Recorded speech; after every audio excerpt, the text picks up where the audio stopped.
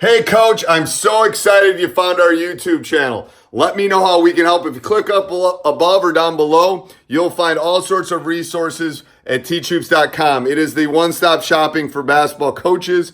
It's got practice plans. It's got everything that you would want to become a coach. Doesn't matter the level. Doesn't matter if you're doing NBA guys like I've coached or high school like I'm coaching right now. It does not matter. We are here to help. We are here to serve. So let me know how we can help you become a better basketball coach. Enjoy the video. All right, go ahead. Shoot away. I got podcasts to do at 8 tonight, so this will be a short one, but Yeah. No worries. okay. So I just had a question about the next year. I'm going to try to play more man, and I want to play one guy in and then four chasers. Okay. I wonder what should I be telling the guy in the middle to do? Especially like if there's ball screens. So if they're smart, whoever the guy in the middle, they're going to use that guy to ball screen the other guys. It's because there's no switch, right? If my guy's just hanging out in the lane, you know what I'm saying? My guy in the lane is in theory guarding, but just kind of leaving outside. Yep. So if his guy goes and starts ball screening the other guys, because there's no switch. So I'd sit back and protect the paint. I'd leave 3-foot cushion. Because that person's probably not going to. They're not going to pop. They're going to roll to the basket, is my guess. Gotcha. So it's the other guy's guy just to get around the screen. Yeah, and it's to help on that guy not making the turn. Okay. So you're just telling the guy in the middle to never leave the paint. Your feet should never be outside the paint area. Okay, gotcha. And I could also do the same scenario, like two guys in. Three guy chasers. Did you ever do that? You can. You might have to. One of them might have to leave the paint a little bit just to protect. Okay. But usually you got one guy that doesn't want to shoot anything outside of 6-7 feet. And then you make that guy the kind of guy that can just protect and yeah. I would just have him back. So the key is so that guy's going to set a screen. Great. What do you want the guy that's helping to do? Sit in the paint, and if he tries to make the turn, he's sitting there, and if he shoots off the dribble, great. You want those kind of shots. And then the other guy, the only issue is when you have a guy that can shoot a 3 or pop on those or flare, and if you're doing that to their 5th best scorer, my guess is they're not that kind of kid. Gotcha. So cool. And the other thing you had mentioned about doing a full man press. And when the ball gets inbounds in the volleyball line, maybe jumping the first trap. Yep, outside the volleyball lines. Yep. Yeah. Can you give me other specifics on the lineup for that, or is it as simple as it? Well, you can do it different ways. You can do it off the dribble. You can do it when they pick it up. You can do it when they reverse it. You have to decide what rules you think your guys can handle. If someone's dribbling, it's harder to double. It's a lot easier to double when they've picked the ball up. So initially, I'd probably do it only on when they pick the ball up. You got to be able to funnel and protect on a run and jump. It's easy to get burnt and have the guy go around you. That's why if you use the volleyball lines, at least keep them on the outsides. But good guards will make that turn and get around it, and that's what you don't want. So you might want to do it as the first time they pick up the ball or something like that, we're going to run at them. Okay. And then the other guys are just picking them up. Yeah, then you're just rotating. So that's what's great about a run and jump is it's not necessarily a pattern. So as soon as they pick the ball up, everyone in the court knows we're denying at that point. And we're leaving the opposite. So if the ball's on the right side, we're leaving deep left open, and we're taking all the easy passing lanes away. So is it the same rules? What would be the rule for rotation if I'm doing the 4 chasers, 1 man in the middle, like we were talking about earlier? As far as oh yeah, you're not talking about the press anymore. Yeah, I switched up. Okay. Yep. Okay. So I would, if you're talking about chasers, it depends on how aggressive you want to be. I've run it where all 4 chasers have no help responsibility and they're chasing because we know we have somebody in the paint to help. You can do it where maybe, one of the guys can always kind of sink and help. You got to decide how aggressive you want to be on the chasers. if the team you're playing is really good 3-point shooters, then you're going to maybe want to run out on all of them because you have somebody in the back to help on the drive. So if you're worried about threes, I would say, no help side, you're no farther than 2 or 3 feet away from your guy. Just again, depends on the team, but. Okay. And so what if I was just playing regular man, what's the general rotation you tell the guys? So if they're blitzing the ball screen, like what you said you like to do. Yep. So you guys jump. Are the other 3 guys just like in a zone? Yeah, they're in their help side. They're just in their normal help side. On screens, we just talk, touch, take is what we talk about. So you talk through those screens, touch, and then you should be close enough that you can touch each other, and then you take, especially when you're doing switches. Yeah, I mean, if I'm blitzing that, then I'm doubling it, hopefully, and then everyone's rotating.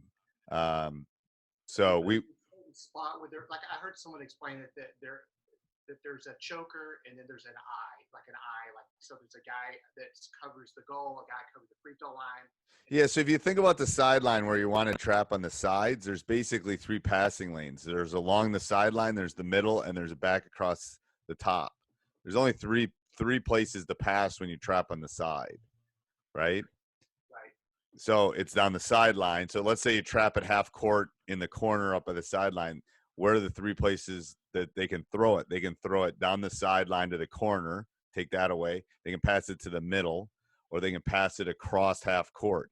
There's only 3 spots. So that's why people want to trap on the side, because there's 2 guys trapping. There should be 3 guys to take away those 3 passing angles.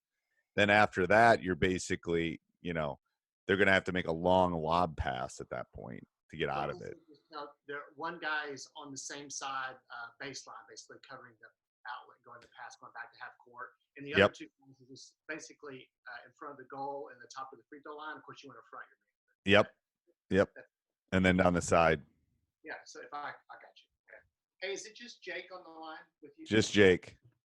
Hey, Jake. Him and I are doing our podcast after this, so he just jumped on a little early. Oh, nice. I'm just listening. He's just listening. He just missed me, so he's been in quarantine with his 2 little ones. So yeah, I need some adult time. Hey, I wanted to ask you something. You probably thought of this before, but what do you think of offering your scouting, like you did for me for the team, as like an extra service for your members? Have you thought about that before?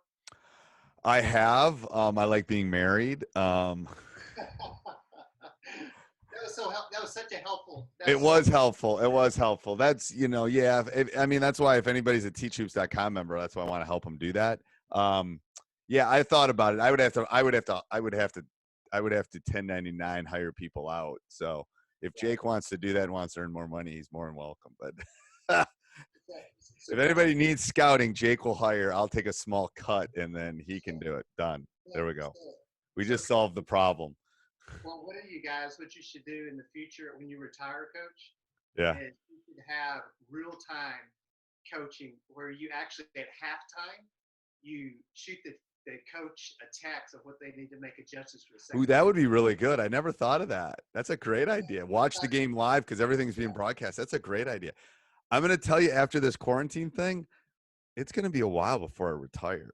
Like, I miss my students. Like, I miss it. Like, and I've been doing it for 30 years. So it was like, it's been good. But week 4 is like, yeah.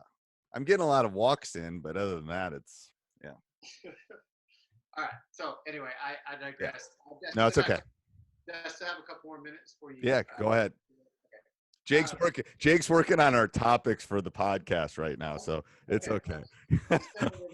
I know what he's doing, so it's good because as soon as we're done here, we're gonna hang up, and then we have another Zoom meeting on a different link, and it's gonna. All right, Jake, what's our pod? What are we talking about this week? So. I'm looking forward to hearing it. Yeah. So, one thing that I kind of get into trouble with is like we're fast breaking, and then all of a sudden they start jumping to the press, and some of my guards are all at the other end, looking for an outlet for a 3. What's the general rule? How do you fix that when people are coming off and on? You're trying to fast break, but you're not setting up your press break like you'd like to. So they're leaving after so they're pressing after a miss or a make you're talking about? Usually after a make. Yeah, I mean, they shouldn't be leaving after a make for sure. I use the war analogy. It's like they're they're not running toward the front line. They're retreating at that point if they're leaving early. So that's just that. Jake can jump in on this one, tell me what he thinks. But that's one thing. Turnovers and people that aren't coming back to the ball when we're getting pressured just drives me bonkers.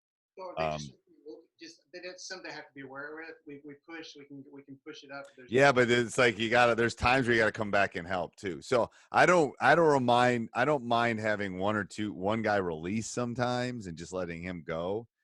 Because that can make it depends on who's releasing too. But sometimes those guys are helpful. If it's a big guy, they're helpful in breaking the press. If it's one of your better ball handlers, you definitely don't want them releasing. So, I think that's a case by case thing. But I mean, they got to come back and you got to get on them to come back and help on the press break, especially if they have time to set up their press, then you better be cutting, so that's fine. It's only 84 feet. You should be able to run back 40 feet and at least help on our press break. I don't know, Jake, what did you used to do on that? What's the question?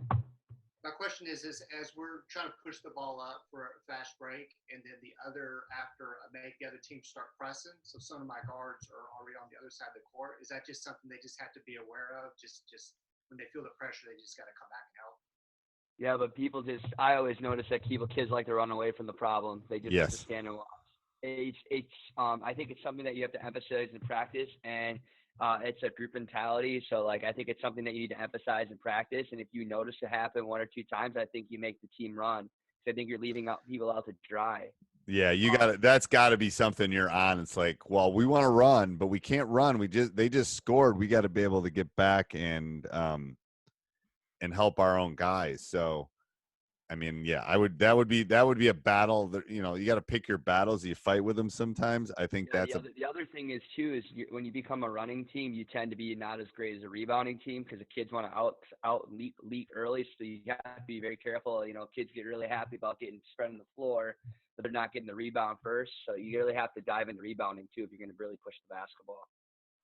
Right. Okay. All right. Cool. No, that's very helpful. And so I just had two more questions, and then okay. I'll let you guys go.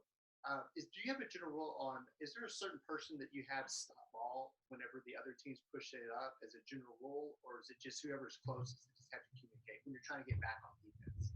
I mean, do you have like one person, like you talk about building the wall? Do you have everybody sprint back and then one person stop the ball and everybody pick up, or what's the rule for stopping the fast break? I will have I will have them come back and protect the paint, and then usually it's a top guy. It doesn't necessarily have to be one specific guy to come back and protect. Yeah, I mean, I would whoever top guy is tends to be the guy I have come and protect. Yeah, I don't have much more to add to that. What do you think? I think it's something that you need to practice because I think you can designate someone, but I often think it's more effective to have the top guy get back. But it's something that you definitely need to practice because some of those mistakes will happen early in the season when you won't get guys back and you give up easy buckets. So it's definitely something that's worth practicing, which you can do other things within practicing that. But it's a good point of emphasis, and it can be taught through other ways of what I like to call progression. So you might go 5 or 6 lengths down the court and, evaluate that and keep going with that. So it's something you have to teach a little bit. Gotcha. So you're just all sprinting back, and whoever's at the top is. Yep, and it's usually going to be a guard to be on the top. To be honest with you, so. Gotcha. Okay. And one last one is, do you ever use hand signals for slips, like maybe instead of holding the fist up and setting a ball screen, like holding an open hand or something to let them know that you're going to slip, or do you do signs at all like that or no? I use signs like open hand fists and stuff for our offense because I want my point guard to be able to do it on the fly. Um, like fist, open hand, thumbs up, something they can do with dribbling with the ball in one hand and doing it in another hand. So I don't like numbers because like one could be one shot. So I do fist, hand. Yeah, if you want to do that, I mean that you're definitely getting to a different level when you do that. As far as complexity, if you're going to talk about how to slip or how to, those kind of things, I do that by game to game basis. Some games how we handle things and how we do things depends on the opponent. So that varies a little bit for me. I don't know if you ever done hand signals like that, Jake. No, it's like extremely cool idea. But I even think at high school, if you can just do a call out and just do everybody slips, I just think it's easier.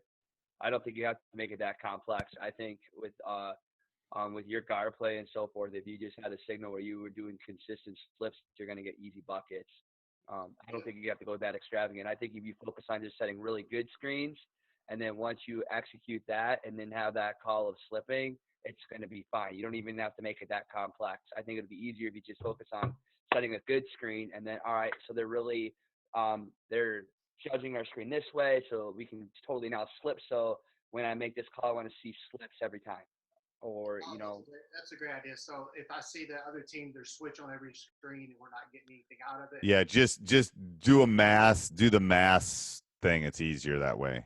Yeah, I agree. That's a good point. In 3 or 4 years, if you're continuously running motion, and I came from a high school that's all we ran. I mean, after 6-7 years running a flex into a pure motion, I mean, you can just run a good motion and throw slips and all the time, and people read that. But if this is your first year running a true motion or a true read and react with slipping, you're better off just doing a call. I think if you continually run that system for multiple years, I think you can just have your guys read it. They'll be able to make that read, and they might be able to do that late in the season. But having that call in your back pocket is great. But to say you can't build on it where players make those calls themselves, I think they can totally do it at the high school level. Gotcha. Oh, that's awesome. That was something that really that makes a lot of sense. That makes a lot of sense. Oh, cool. Hey, thanks, guys. That's all I have for you guys. I appreciate you. No problem. All right. See ya. Cool. See ya. Bye.